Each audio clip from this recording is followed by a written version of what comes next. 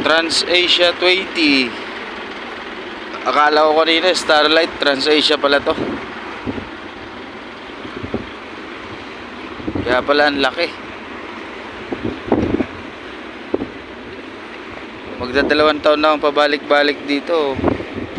Ngayon ko lang nakita tong TransAsia na to.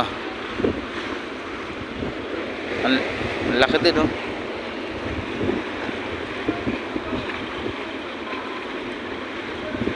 TransAsia.